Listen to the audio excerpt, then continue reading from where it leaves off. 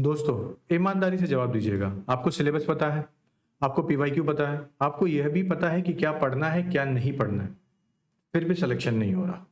ये वीडियो किसी को नीचे दिखाने के लिए नहीं है। ये वीडियो में हम उन प्रॉब्लम के ऊपर बात कर रहे हैं जो ज़्यादातर सीरियस एस्पिरेंट्स को डराती है। इसी के बारे में हम डिटेल में बात करेंगे। जैसा कि मैं जानता हूँ यहाँ पे 99% लोग वो है जिनको सब पता है कि पीवाईक्यू कैसे पढ़ना है, सिलेबस को कैसे कवर करना है, कौन सी बुक अच्छी होगी, ये सबको पता है। टेस्ट कौन सा देनी चाहिए, मार्केट में टेस्ट कितने देने चाहिए, कितने अच्छे होंगे, ये सबको पता है। तो भी क्यों फेल हो रहे हैं, आज हम इन चीज़ों के ऊपर डिटेल में बात करेंगे ताकि आपके अंदर वो एक क्लियरिटी आए कि मैं बार बार हर चीज़ तो कर रहा हूँ। होता है ना, अगर मैं सब मेहनत करने के बाद भी मैं फेल हो रहा हूँ तो क्यों हो रहा हूँ। इसी के बारे में हम आगे बात करेंगे। जैसे the problem is not a lack of knowledge, मतलब अभी जैसे कि मैंने बताया सबको पता है कि हाँ मुझे इतना तो पढ़ना है, मुझे ये वाली बुक पढ़नी है, मुझे हिस्ट्री के लिए स्पेक्ट्रम पढ़ लेनी है, मुझे हाँ यूपीपीसीएस निकालना है, मुझे घटना चक्र पढ़ लेनी है, मुझे सब पता है, इसके नोट्स भी बना था, मैंने बना भी लिया, मगर तब भी एग्जाम देता तो निकलता क्यों, है ना। तो ये सबसे बड़ा एक कंसर्न है कि मुझे सब तो पता है। दूसरा क्या है, the most dangerous trap, I already know this, कि सबसे बड़ा क्या हो जाता है कि मुझे सब पता है ना, कि मुझे ये बुक पढ़नी, ये पढ़नी, ये पढ़नी है, तो भी मैं निकल नहीं पा रहा हूँ। होता है ना बहुत सारे लोगों की चीज, सब लोगों के साथ आप एग्री भी करोगे, बहुत से लोग जिनका 75 से 85 नेट क्वेश्चन करेक्ट होता है, अब वो कभी कोई 2 क्वेश्चन से रह जा रहा है, कोई 3 क्वेश्चन से रह जा रहा है। क्यों रह जा रहा है, कहाँ पे लैक हो रहा है, इसके ऊपर बात कर लेते हैं। फिर उसके बाद real difference between the selected and non selected, कि क्या ऐसा है कि जो सेलेक्टेड और नॉन सेलेक्टेड में क्या डिफरेंस क्रिएट कर देता है कि जो हमें पता ही नहीं चल रही है। इतनी मेहनत कर रहे हैं, दिन रात एक कर दी तो भी नहीं चल रही है। फिर comfortable preparation is the most dangerous, कि हम मतलब एक कंफर्ट जोन में पहुंच गए कि हाँ ये बुक पढ़नी है, बुक तो पढ़ ही ले रहे, कोई दिक्कत ही नहीं है। If you really how everything do this, तो इसके बारे में बात करेंगे कि ये सब के ऊपर एक सोल्यूशन क्या होगा। सबसे पहले हम चालू करते हैं कि the problem is not lack of knowledge, कि हमारे पास ये तो प्रॉब्लम नहीं है। देखिए हिंदी मीडियम वालों के लिए भी है, कुछ ज्यादा तो ऐसा नहीं, मैं बहुत हार्ड इंग्लिश बोल रहा हूँ, आपको आराम से अंडरस्टैंड तो हो ही जाएगा। यहाँ पे जो सबसे बड़ी प्रॉब्लम ये है कि मेरे पास नॉलेज तो है, मुझे ये भी पता है कि मुझे क्या क्या पढ़ना है, स्टिल मेरा एग्जाम इसलिए नहीं निकल पा रहा है कि मैं कहीं गलती कर रहा हूँ। क्या गलती कर रहा हूँ, मैं एक चीज समझाता हूँ। आपने हिस्ट्री पढ़ी, अब हिस्ट्री में आपने सब तो पढ़ लिया, जो सबको आता है आपने वो पढ़ा। अब एग्जामिनर वहां से उठाता है जो सबसे ज्यादा डाउट होता है, डाउट वाले क्वेश्चन होते हैं, है ना। कि आपने एंशिएंट हिस्ट्री पढ़ी है, नहीं पढ़ी होगी ज्यादा अच्छे से, तो एंशिएंट हिस्ट्री से कहीं ना कहीं उठा के पूछ लेगा। आपने मिडविल अच्छे से नहीं पढ़ा है, तो मिडविल में एडमिनिस्ट्रेशन नहीं अच्छे से पढ़ा है, और एडमिनिस्ट्रेशन में आपने फिर कुछ इंपॉर्टेंट टॉपिक्स तो नहीं पढ़ा है, वो वहां से उठा के पढ़ से पूछ लेगा। अब आपने मॉडर्न हिस्ट्री बहुत अच्छे से पढ़ा, तो उसको पता है कि इसने मॉडर्न हिस्ट्री के एक एक चप्पा चप्पा पता है, तो क्या करेगा, क्रोनोलॉजी डाल देगा, या अब ये ले लो क्रोनोलॉजी, अब इस क्रोनोलॉजी को मैच करवाते रहिए जहां पे आपका टाइम जाएगा। तो आपको पहली मिस्टेक तो पता लगी, मेरे पास नॉलेज तो कम नहीं है, बस मैं नॉलेज को अप्लाई नहीं कर पा रहा हूं। मैं लास्ट में बताऊंगा इस सब का सोल्यूशन की क्या करना है, ओके। दूसरा क्या है, द मोस्ट डेंजरस, और सबसे बड़ा क्या हो जाता है कि बहुत से ऐसे लोग होते हैं जिनको ये लगता है कि उनको सब पता है, और पता होने के बावजूद भी मेरा एग्जाम नहीं निकल रहा है। मतलब मैंने सब बुक पढ़ ली है, मैंने 12 घंटा 14 घंटा जितना बोला गया यूट्यूबर्स की तरफ से मैंने सब कर लिया, तो भी मेरा एग्जाम आके रुक क्यों जा रहा है। तो इसके पीछे भी सबसे बड़ा रीजन यही है कि पहली बात तो आप अपनी गलती नहीं मान रहे हो। इस प्रिपरेशन में अगर एग्जाम को निकालना है तो पहले अपनी गलती मानिए। कैसे मानना है फिर सर गलती, पीवाईक्यू दीजिए, और पीवाईक्यू को देते समय ये देखिए कि आप कितने क्वेश्चन है जिसपे आप 100% श्योर हो कि हाँ मैं इतना तो आंसर करेक्ट करके ही आऊंगा, हाँ मैं इतनी ही चीजें टेस्ट सीरीज में दे रहा हूं तो इतने क्वेश्चन तो मेरे एटलीस्ट तो करेक्ट होंगे ही होंगे। जब वो श्योरिटी आएगी तो उससे आपको एक कॉन्फिडेंस आएगा कि हाँ मैं इतना करके आऊंगा तो एटलीस्ट मेरे पास एक अच्छा नंबर रहेगा, है ना। दूसरी चीज क्या है कि जब आप टेस्ट देते हो उसके बाद जो नोट्स बनाते हो उसके रिवीजन अच्छे से करिए। देखिए सब चीज पता हो के भी इसलिए बेकार होता है कि हम हमेशा इंतजार करते हैं या तो एग्जाम के डेट का, या तो वेट करते हैं कुछ ना कुछ चमत्कार हो जाए कि सीट ज्यादा आ गई, चलो अब मेहनत करेंगे चाहे जो हो जाएगा। नहीं, बिल्कुल मत करिए ऐसा। जो आपने पढ़ा है एटलीस्ट उसको रिवाइज करिए। देखिए मैं अभी भी जानता हूँ कि मेरी वीडियो भी देखने वाले 90% लोग तो पढ़ रहे नहीं होंगे, और होता भी है ये, क्योंकि डेट नहीं आई है, अनसर्टेनिटी रहती है।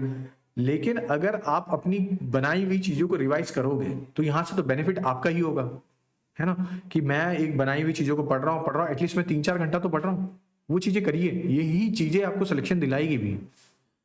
The real difference between selected non selected, देखिए सेलेक्टेड और नॉन सेलेक्टेड में ज्यादा डिफरेंस नहीं होता। मतलब मैं जानता हूं ऐसे पर्सनली, मैं बोलूंगा कि 10 बच्चे हैं, सीट सिर्फ एक आई है, तो 4 उसके कैपेबल होते हैं, लेकिन चारों का माइंडसेट अलग होता है। जिसमें से एक जो होगा इसको ये पता है कि मैं इस एग्जाम को निकाल तो लूंगा ही, एक ये सोच रहा है मैं निकालने की पूरी कोशिश करूंगा और निकलेगा इस बार मेरा, मैं पूरी मेहनत करूंगा, ये करूंगा। एक ये सोच रहा है कि मैं शायद से निकाल तो लूंगा इस बार, चौथा सोच रहा है मैं पूरी मेहनत करता हूँ, देखते जो होगा होगा। मालूम है इसमें से सिलेक्शन किसका होगा? जिसकी मेंटेलिटी ये है कि मेरा तो निकल जाएगा। तो आप अपनी मेंटेलिटी को चेंज करिए, तभी आप एक सेलेक्टेड कैंडिडेट में आएंगे, ना कि नॉन सेलेक्टेड कैंडिडेट में। अब ये कैसे होगा सर? ये तो ओवरनाइट नहीं होता। ऑब्वियसली ओवरनाइट होता, सिर्फ अपने आप को ये बोल बोल के तो कुछ नहीं होता।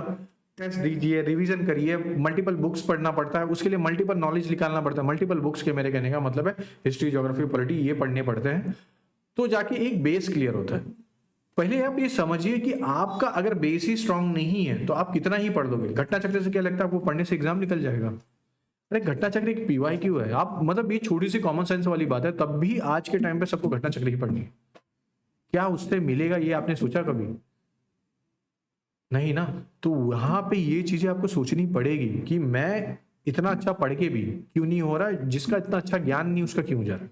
होता है ना, बहुत सारे लोगों को होता है जिसके फैक्ट्स अच्छे से क्लियर नहीं है। मैं भी अभी बोल सकता हूँ कि अभी भी वीडियो देखने वाला में बहुत से ज्यादा लोग मेरे से ज्यादा जानते हैं, लेकिन मैं आज भी मैं गारंटी दे सकता हूँ कि मैं आराम से निकाल सकता हूँ कोई भी चीजें। क्यों? क्योंकि मुझे पता है कि क्या करना है क्या नहीं करना है ना। We are comfortable preparation. वही कि अब तो एग्जाम के 2-3 महीना बचे होंगे, तभी प्री को पढ़ेंगे।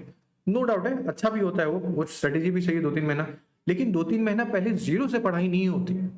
ये भी अपने दिमाग में क्लियर रखिए। आप ये सोच रहे हो कि 2-3 महीना पहले मैं जीरो से पढ़ाई करूंगा तो नहीं निकलने वाला। बिना मतलब कि मुझे भी मैसेज करिए मत कि सर मेरा क्या अभी निकल जाएगा। अरे कैसे निकलेगा? 3 महीना पहले तुम कोई एग्जाम निकालने का सोच रहे हो, उसी चमत्कार होता है जो बहुत कम लोगों के साथ होता है। तो प्लीज अगर आप अपने कंफर्ट जोन में आ गए हो ना कि अब नहीं मैं 2-3 महीना पहले ही पढ़ूंगा, तो आपको कोई ताकत नहीं बचा सकती। अगर इतना भी दिमाग है कि अब से मेहनत करना है तो प्लीज चालू कर दीजिए। जनवरी का टाइम है, कम से कम अभी से मेहनत करिए। यही एक ऐसा टाइम है जहां पे आपके सिलेक्शन को इंश्योर किया जा सकता है। लेकिन अगर आपने यहीं पे सबसे बड़ी मिस्टेक कर दी ना, तो फिर नेक्स्ट ईयर फिर आएगा, फिर आप कोई ना कुछ करोगे। लेकिन ये करिए, if you really how everything do this, कि अब ये सब तो ठीक है सर, अब मैं करूँ क्या फिर इसके लिए? देखिए मैं बहुत सिंपल सी एक पर्सनल एक्सपीरियंस बता देता हूँ जो मैंने फेस किया था, और मैं आपको भी समझाता हूँ अच्छे से, जो आपको भी समझ में भी आएगा। कि पहली चीज तो अपने दिमाग में ये चीजें क्लियर रखिए कि मैं मिस्टेक्स जो कर रहा हूँ वो कितने बड़े हैं। ठीक है, कि मैं बुक्स नहीं पढ़ रहा हूँ, कि मेरी मिस्टेक कहाँ पे हो रही है, क्या मैं सिलेबस अच्छे से नहीं कवर कर रहा हूँ, क्या मैं टेस्ट नहीं दे रहा हूँ, क्या मैं आलसपन दिखा रहा हूँ, क्या मेरे को एग्जाम के 1 महीने पहले ही वो होता है ना कि कभी कभार की एग्जाम के 1 महीना पहले ही हमसे मेहनत होती है। क्यों? क्योंकि एग्जाम का डेट होता है सामने, और उस टाइम पे हर यूट्यूब पे एक ना एक वीडियो आ रहा है जो याद दिला ही रहा है कि एग्जाम आ रहा है भाई, करो तैयारी करो। अगर आप वैसे पर्सनैलिटी तो फिर बात अलग है। लेकिन अगर मैं जानता हूँ यहाँ पे 90% ऐसे लोग हैं जो गरीब तरीके से आए हैं, उनके पास पैसा नहीं है, वो मेहनत करके एक भविष्य अपना संभालना ही जा रहे हैं। मेरा सिर्फ उनको ये पर्सनल एडवाइस है, अगर आप एक कमरे में बैठ के लेट के मूवी देख रहे हो, वेब सीरीज देख रहे हो, ये आज फायदा कर देगी, नो डाउट है। आज आपको अच्छा लग रहा है, सब अच्छा लग रहा है, लेकिन कल क्या होगा? थोड़ा सोचना है इस चीज़ के ऊपर कि मैं यहाँ पे सोल्यूशन इसलिए अच्छे से बता रहा हूँ, मैं इसलिए इतनी सारी चीज़ें बता रहा हूँ कि मैं नहीं चाहता किसी का एग्जाम रुके। मैं ये चाहता हूँ जितने सब्सक्राइबर सबका निकल जाए, मगर क्या वर्थ इट है? क्या वो सबके सब करेंगे? नहीं ना। आप भी अभी भी मैं बोला, बहुत से ऐसे लोग होंगे जो घर में बैठ के अभी सोचते होंगे मेरा ये वीडियो देख लिया, कल से मैं करूँगा। नो डाउट वो कल करने की कोशिश भी करेंगे, 1-2 दिन करेंगे, फिर हो जाएगा, फिर हट जाएंगे वो।